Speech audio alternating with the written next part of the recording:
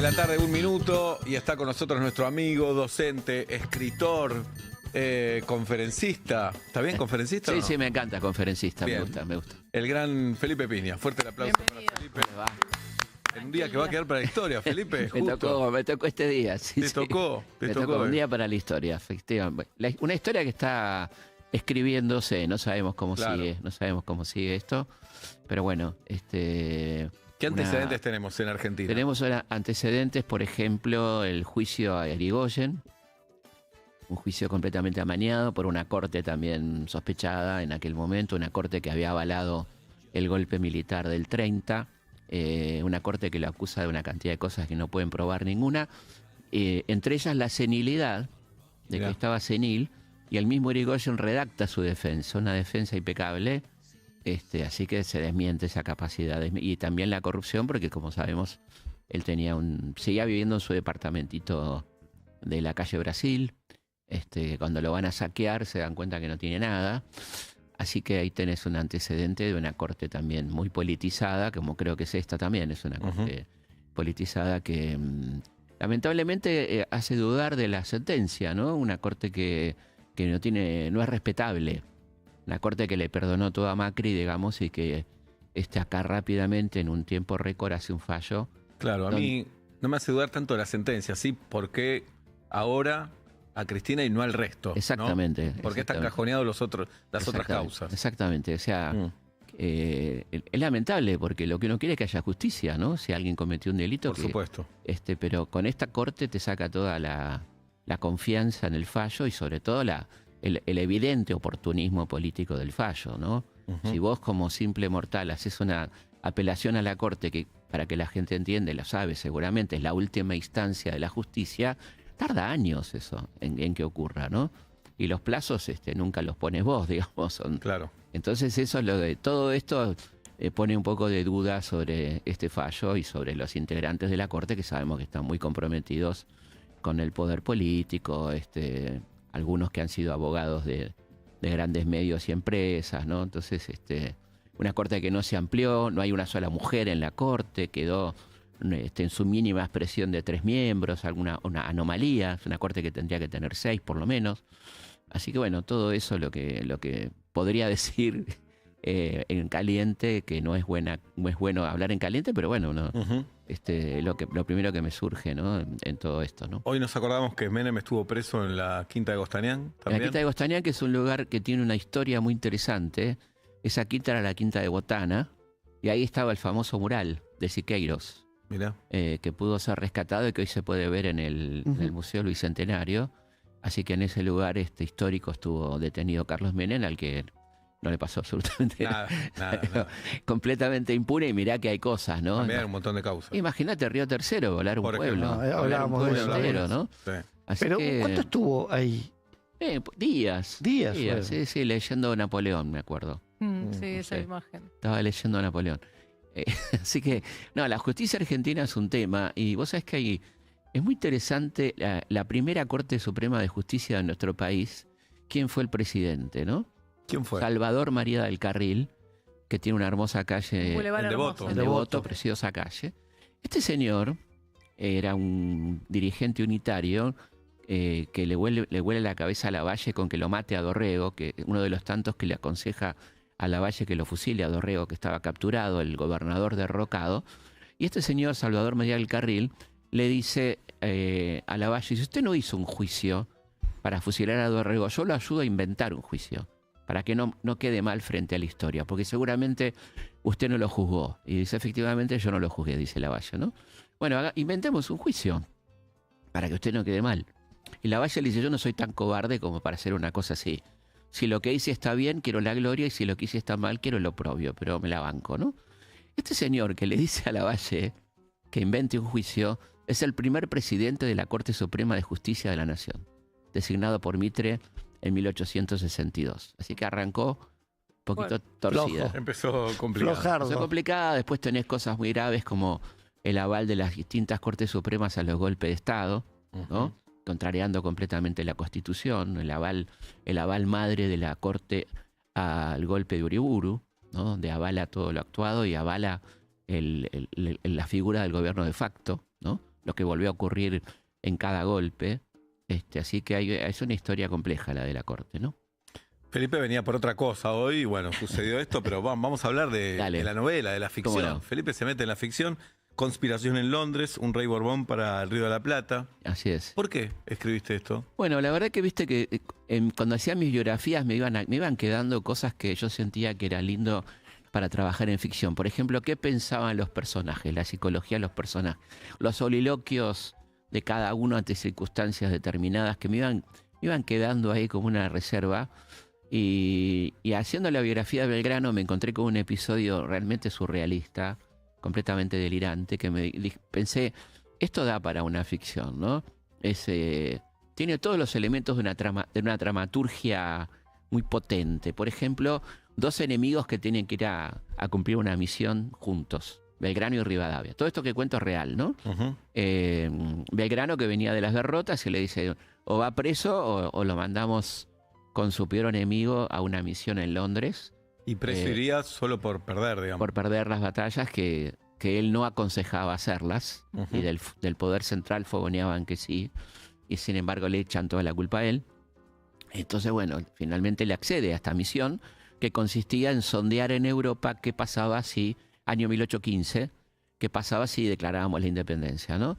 Y se encuentran cuando están en Europa con una situación cambiante, porque llegan y vuelve Napoleón al trono, ¿no? Después de la primera derrota, a los 100 días, bueno, todo cambia, parece que vuelve el espíritu revolucionario, pero a los 100 días, derrota final de Napoleón en Waterloo, vuelve la restauración con todo, el conservadurismo, los reyes y tal. Y en ese contexto aparece un personaje increíble de novela, que se llama el Conde Cabarrús, que les ofrece a estos enviados de Buenos Aires coronar un príncipe Borbón en el Río de la Plata, ¿no? Nada más y nada menos que el hermano de Fernando VII, Francisco de Paula. Bueno, primero una gran sorpresa, y después, bueno, al ver que se cae todo, dice, bueno, a ver cómo es esto. Y comienzan las negociaciones, y bueno, finalmente el rey Carlos IV dice que no, que su hijo no tiene que ir a Río de la Plata. Entonces se le ocurre al conde, y se prende a Rivadavia la idea de secuestrarlo y traerlo secuestrado a Buenos Aires para proclamarlo rey a la fuerza, ¿no? Esto... ¿Y era tan fácil secuestrar a alguien?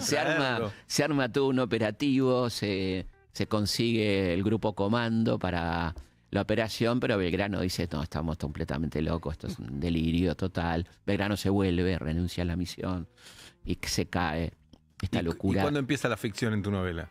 No, en todo el tiempo yo voy intercalando diálogos, situaciones, me meto mucho con cómo era Río de Janeiro en ese momento, porque arranca todo en Río, después van a Londres. ¿Y cómo era Río?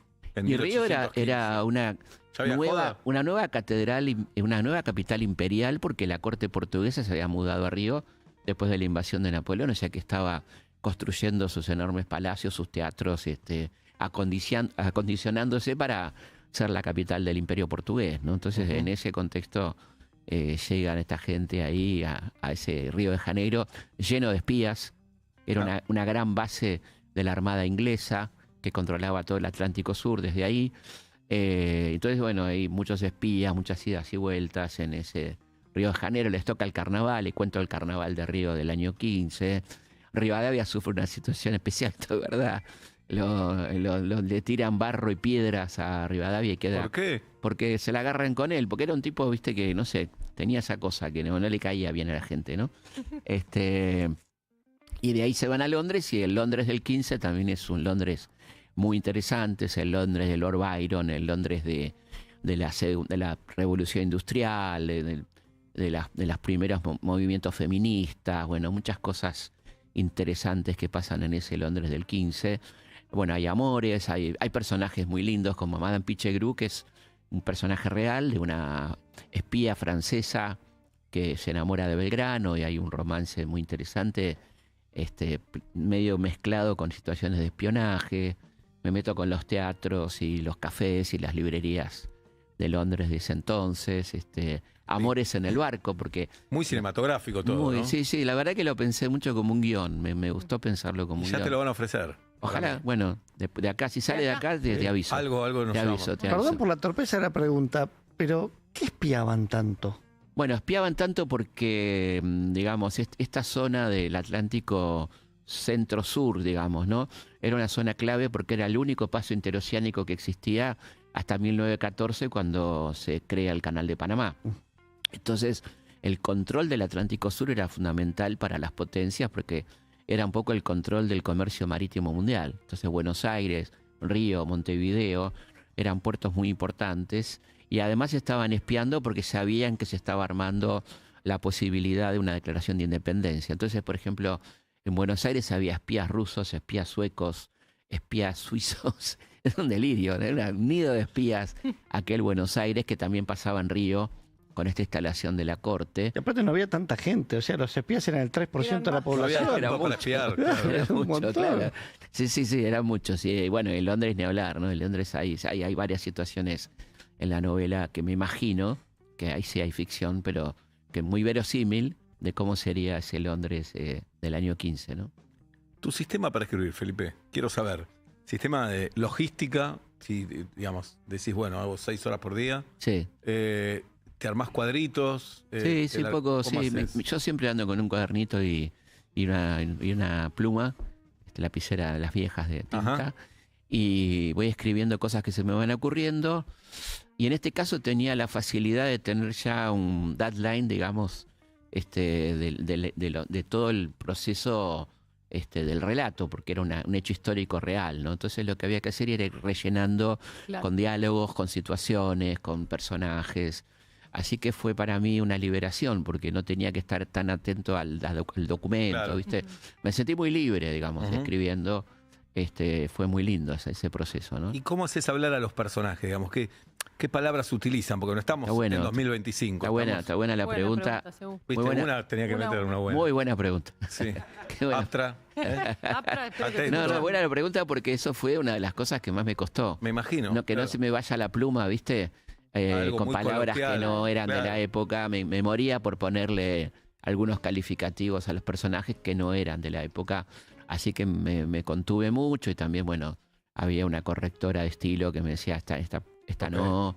Pero bueno, estuve muy atento al lenguaje, a las situaciones, a la ropa, a la moda, a todo para que realmente cierre en esa época tan especial, ¿no? ¿Y de dónde sacás el lenguaje coloquial? Porque el formal lo entiendo, en los diarios, Sí. las revistas, las cartas. Pero el coloquial, ¿dónde está registrado en 1800 y algo? Bueno, en algunos relatos que se publicaban en los diarios, ahí aparece el voceo, por ejemplo. Ya se usaba el voceo para 1815. 1800, mirá. Sí. Porque San Este, Martín hablaba de tú. Sí, porque él había estado en España, España. mucho tiempo, ¿no? Pero Belgrano ya hablaba de después, vos, ya por- después ya cuando está acá varios años, después de estar en Mendoza, ya incorpora el vos. Belgrano hablaba de vos. Belgrano hablaba de vos. Muchas palabras que usamos hoy de uso cotidiano ya estaban. Por Obviamente ejemplo. previas al lufardo, ¿no? Algunos insultos, algunos modismos. ¿Te imaginas a San Martín a Belgrano puteando? Sí, eran puteaba. puteadores. Claro. Sí, eran muy ¿Te imaginas puteadores. más Arteche? Sí. claro. ¿No? Como más San ese Martín estilo. era bastante puteador, sí, era bastante puteador. Belgrano también, incluso hay algunos poemas medio soeces que publicaba en el Telégrafo Mercantil. Ujú. Se permitían algunos juegos ahí.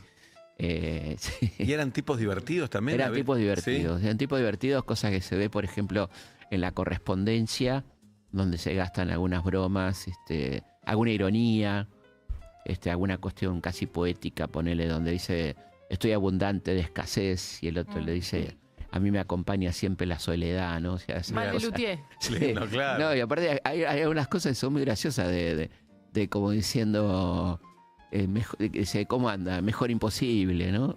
Cosas Bien muy moderna, muy Bien- moderna. bien ¿viste? argentina, además, Claro, eso. tipo Sí. que estaban en la lona, ¿viste? Que no le mandaban un mango, que no tenían armas, que... y en una le dice Belgrano, preparándome para otra victoria. Bien, sabiendo que venía la mala. Total. Ujú. Así que, no, son personajes geniales, aparte de tipos muy lectores, con lo cual también juega un poco ahí en estos 50 días de barco, ¿viste? Donde Claro. meto amores, meto muchas cosas. Y también las lecturas, que sé que ¿Qué, leían. qué leían, por ejemplo? Bueno, Belgrano era un gran lector de Shakespeare, por ejemplo, Ajá. ¿no? Shakespeare no es cualquier autor, como todos sabemos, por un detalle muy importante que tiene que ver con la historia del libro, y que es el primer tipo que critica muy fuertemente la monarquía, ¿no?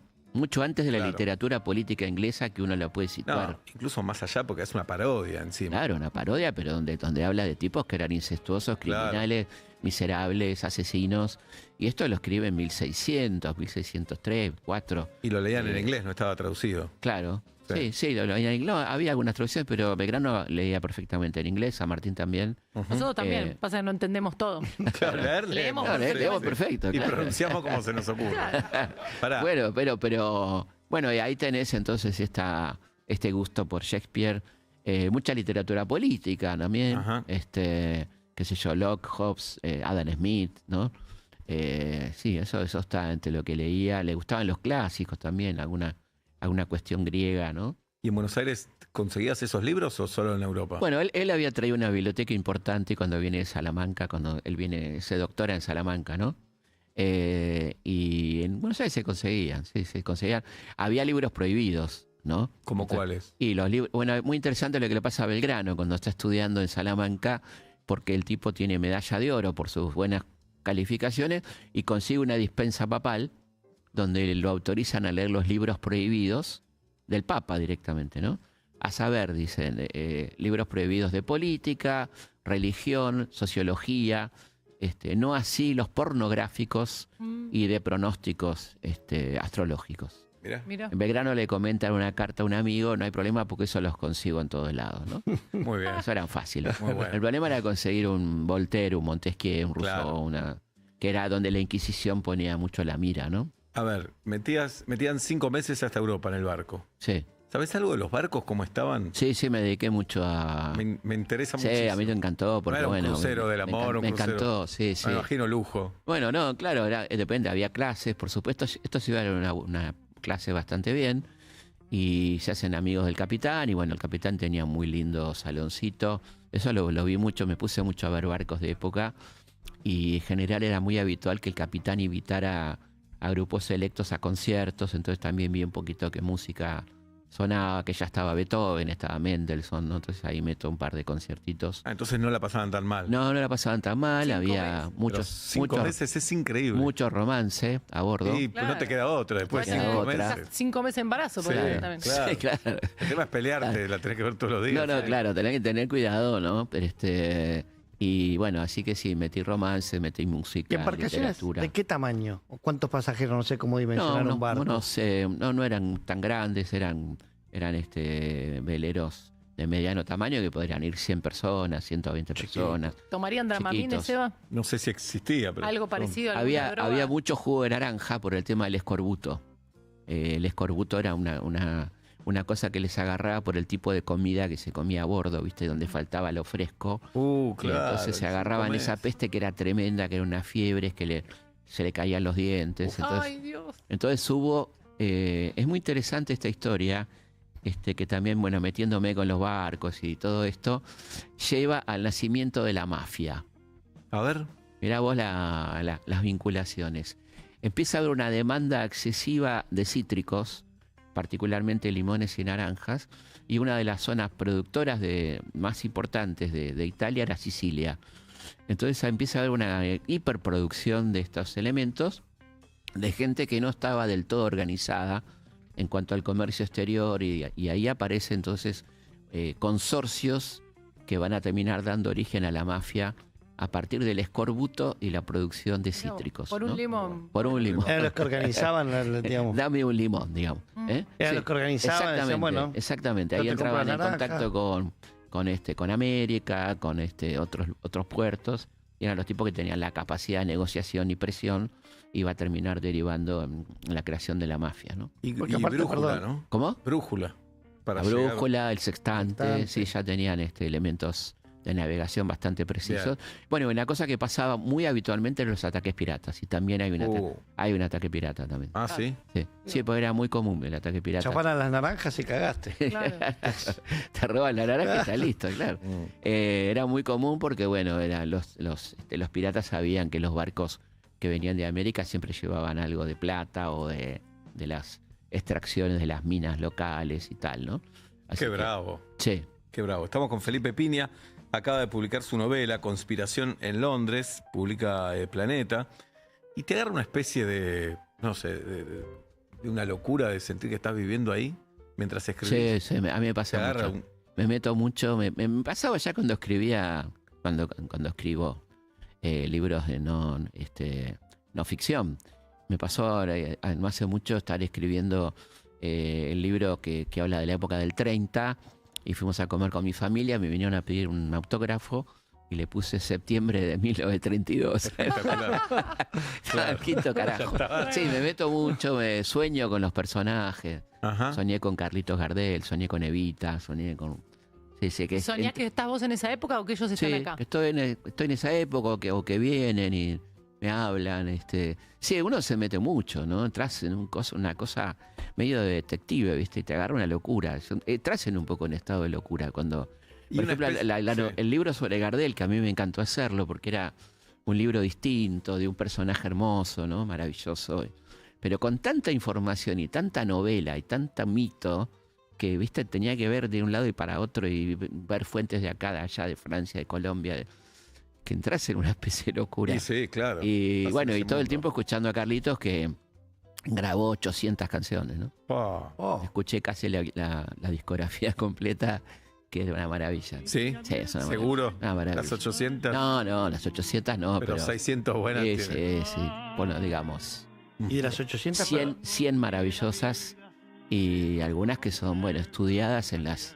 Por ejemplo, el tema Soledad, que es un temazo que lo pueden buscar, es un tema muy estudiado en la Academia de Música por los distintos cambios de acordes y que el tipo se la banca, cómo se la banca él, ¿no? Cantando. Arriba de eso. Sí, sí, sí. Y bueno, Lepera, que era su socio, el gran poeta Lepera, ¿no? Que tiene esas canciones Un hermosas. atorrante hermoso, además, ¿no? Sí, Espera. nacido en San Pablo. Mira vos qué loco, ¿no? Él nacido en Toulouse y el otro nacido en San Pero decimos Pablo. que son nuestros los dos. Sí, Ujú. sí, sí, un atorrante hermoso Como que Lucy Gómez. era un tipo muy divertido.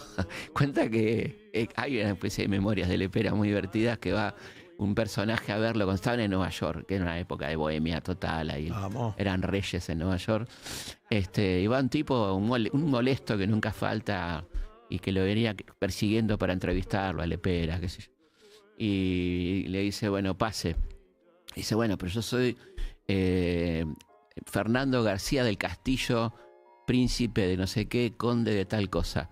Dice, bueno, lo primero le dice, pase y agarre una silla. Y cuando le dice todos estos nombres, le dice, bueno, pase y agarre 6 sillas y bien. siéntese. Es de Groucho Marx. Es de Groucho Marx, Total. de Groucho Marx, sí, un humor marxista completamente. Ajá. Marxista de Groucho. sí. Claro, Sí, sí. bueno, y Carlitos Sí. también tenía ese humor así divino, ¿no? Es muy, muy divertido, muy... ¿Y qué personaje te gustaría ahora? No sé, Rosas creo que Rosas. me gustaría sí, meterme Ujú. con Rosas. Rosa pegó la vuelta. Justamente por lo incorrecto del personaje, por la época, por lo colateral, Manuelita, María Josefa, que fue la amante de Belgrano, que era su cuñada, Lucio Mansilla, que era su sobrino.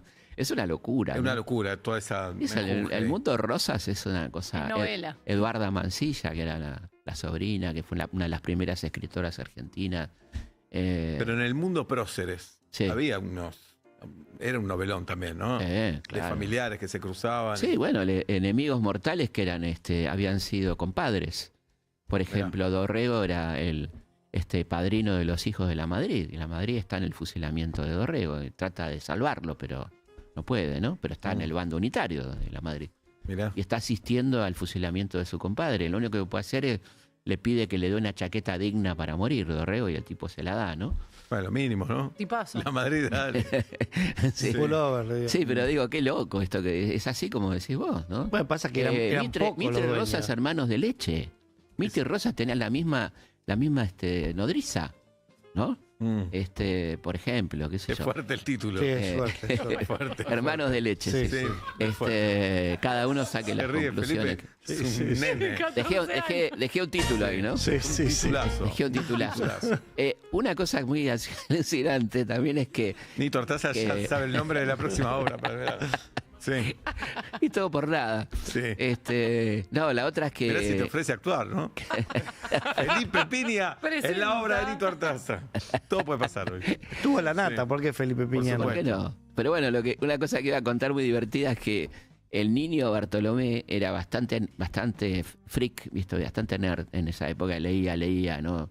Y el padre estaba medio cansado que este pibe no tuviera ningún contacto con el campo, con nada, y lo manda a la estancia de su amigo Prudencio Rosas, donde estaba Juan Manuel de Rosas, que era el hijo de Prudencio, ¿no?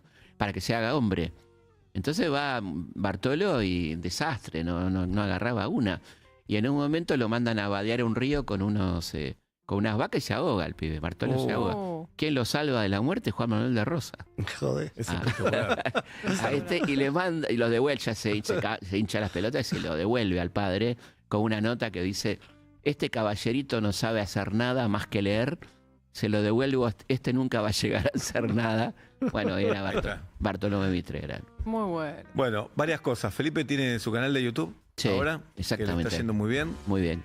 ¿Qué haces en el canal? En el canal de YouTube estoy rescatando material de archivo que está buenísimo, de entrevistas muy lindas, con gente muy querida, como Galeano, Lelutier, bueno, cosas que tuve el gusto de hacer, Charly García.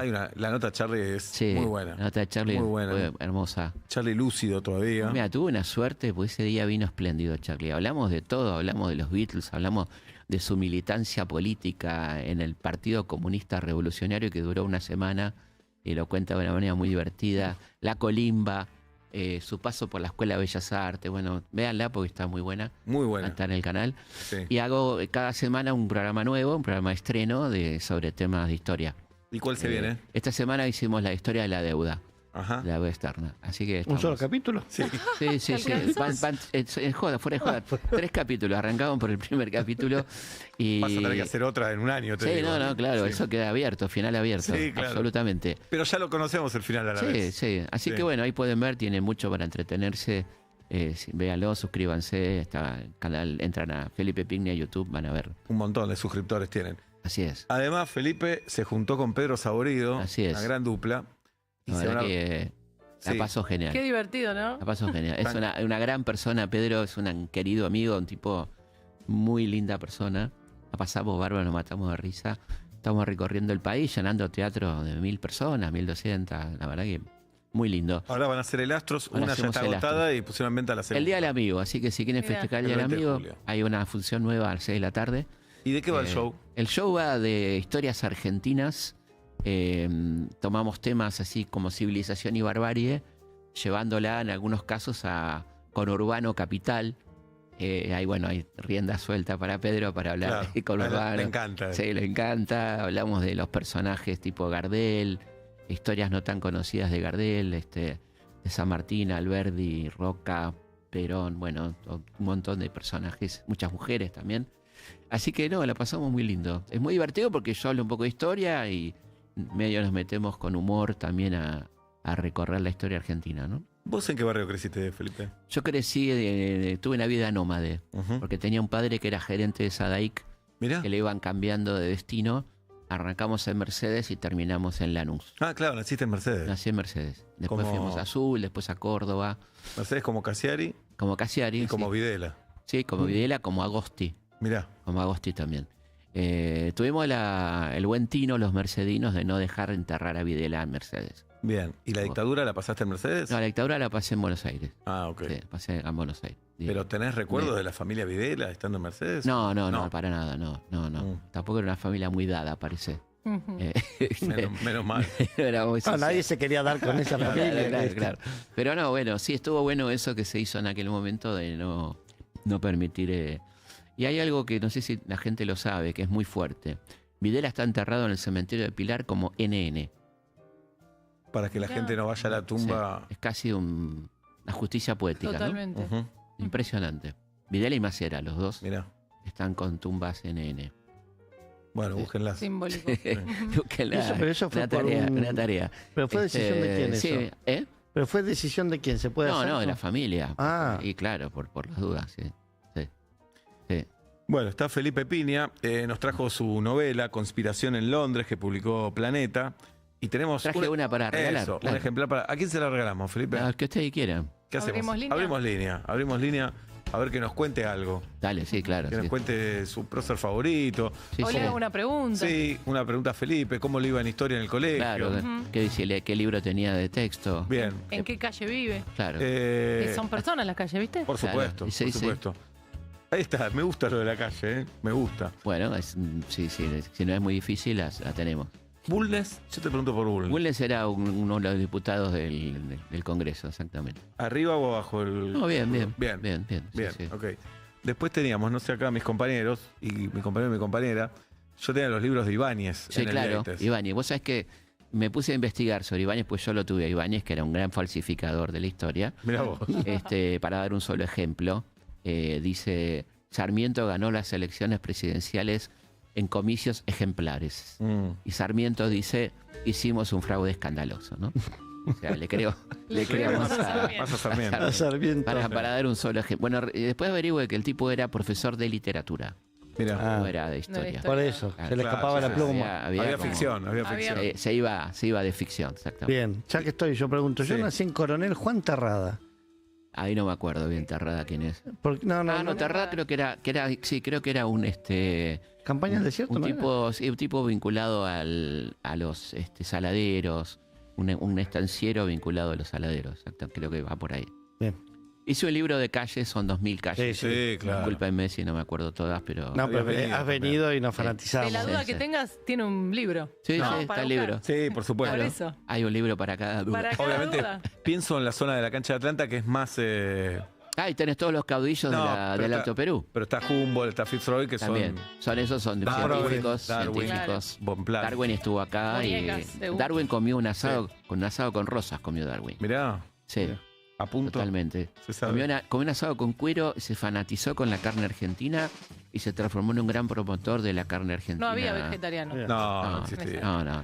Y tiene matices la historia, ¿viste? Que algunos dicen, no, Sarmiento lo peor, Sarmiento lo mejor. No, claro, por supuesto. Sarmiento tiene cosas maravillosas, Maravillosas. Y cosas tremendas. Y como escritor, Sarmiento, Uf, un animal. sí. Pero igual lo tremendo, voy a decir algo que ya está muy dicho, pero lo refiero, lo tremendo también antes no era tan tremendo. No, no se puede sacar de contexto. Vos Claro. Imagínate que lo que Sarmiento decía era lo que muchos pensaban y no se animaban a decir por ahí. Claro. No le importaba la incorrección, digamos, ¿no? Decía lo que sentía. Y por otra parte fue, bueno, indudablemente un gran impulsor de la educación pública y gratuita, ¿no? La ley 1420. Después Pues- tenés cosas más complicadas, ¿no? Como con todos también. Como ¿no? con todo. Sí, a ver. Pero fue medio mileísta, o sea, no tenía filtro para hablar. Bueno, yo no lo compararía. Bueno, en el discurso. Sí, en la metodología. La metodología. La A ver, metodología. buenas tardes, buenas noches. ¿Quién? Buenas tardes, buenas noches, Mauro. Bienvenido, Mauro. ¿Qué día cumplís años, Mauro? 29 de diciembre. Igual que Cerquita Inés. de ahí. Igual. Ya Felipe, lo pobre, no tenemos. entiende nada, ya lo tenemos. Bueno, Mauro, acá estamos con Felipe Piña. Lo estaba escuchando. ¿Qué tenés para Lo decir, admiro Mauro? muchísimo. Primero que lo admiro, le agradezco muchísimo por hacernos conocer la historia, ayudarnos a pensar la historia.